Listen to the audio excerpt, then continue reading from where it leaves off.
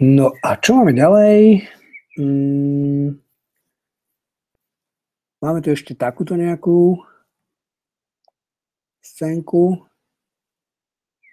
kde máme tiež podobnú emóciu, takže to by sme mohli tiež nejakým spôsobom využiť a vymyslieť niečo nové, aby sme sa neopakovali. Čiže povedzme, že túto fotku spravíme na celú stranu.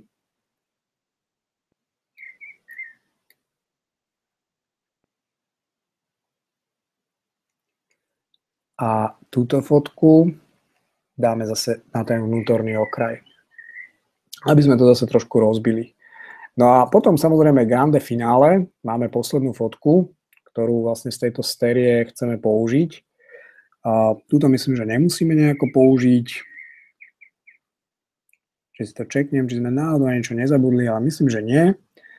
Tak väčšinou túto fotku dávam ani nie z fotenia takéhoto párového, ktoré sa deje buď pred obradom alebo po obrade, ale väčšinou zvyknem vybrať dvojicu niekedy počas večernej tancovačky niekde von a použiť možno nejaké protisvetlo s bleskom alebo s nejakým LED svetlom alebo proste niečo iné spraviť, aby to trošku rozbilo a bola to taká nejaká úderná fotka. Zvyčajne môžem zapojiť do toho nejakých ľudí z oslavy, pokiaľ už nemajú príliš moc požité, dá sa s nimi ešte trošku spolupracovať. Takže je to proste vždy taká iná fotka, ako keby nepatrila do celého toho, čo vlastne v tom dizajne sa robí doteraz. My teraz takú fotku nemáme, takže v zásade si môžeme vybrať len nejaký dizajn, ktorý nám bude fungovať. Povedzme, že to bude niečo takéto jednoduché na záver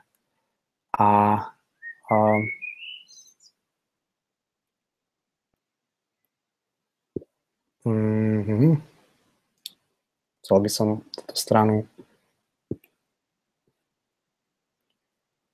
tak toto správame.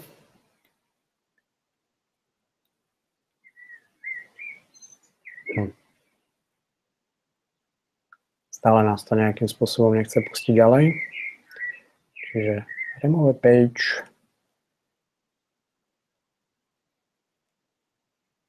Remove page.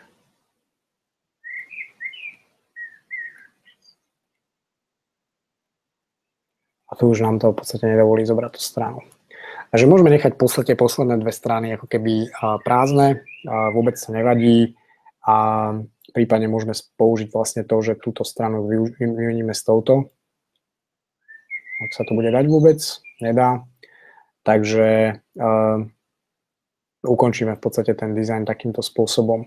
No a keď sa na to teraz pozrieme, tak si myslím, že máme naozaj veľmi príjemný, decentný layout s peknou dvojstranou, nevesta, prípadne rodina, ženích, zase jeho rodina, nejaké spoločné fotenie, pár fotiek z obradu, väčšinou obradu dávam nejakú jednu, maximálne dve dvojstrany, gratulácie, podobné veci do albumu väčšinou nedávam a potom už len nejaká taká mozaika, takých naozaj pár väčšinou maličkých fotiek a bola tu otázka v podstate na ten šum a tak ďalej. Samozrejme, keď už ste v oslave, keď je že svietia len nejaké svetla DJ a prakticky sa tancuje pri tme, je to challenge na autofocus, je to challenge na vysoké ISO a tak ďalej, takže používa tú techniku, ktorá funguje v takýchto situáciách, je si myslím, že je kľúč a preto používam full frame, čokoľvek iné pre mňa nefungovalo a časom v podstate, keď človek začne niečomu venovať, tak zistí, že tie jeho nároky na tú techniku, a tým ste si možno prešli asi aj vy,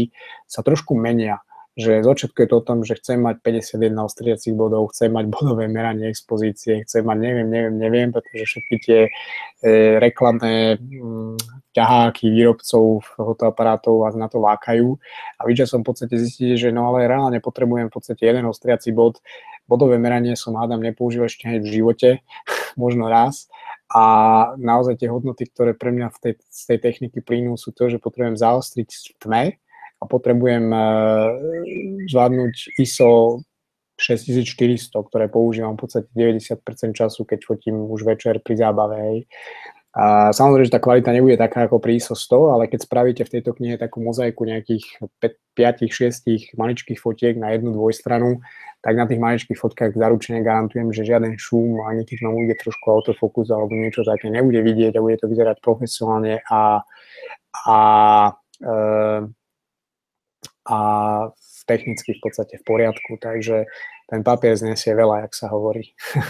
Na obrazovke je to horšie. Tam, keď si to zazumujete, samozrejme vidíte každý nedostatok, ale v momente, keď to dáte na papier, tak všetky tie nedostatky, ktoré máme možno len v hlavách, že si myslíme, že šum je niečo zlé a tak ďalej, prestanú viac menej existovať. Priatelia, 9 hodín, pôvodne som mal vyhradených nejakých 90 minút, takže trošku sme to asi natiahli, ale začali sme trošku neskôr, tak sa ospravedlňujem.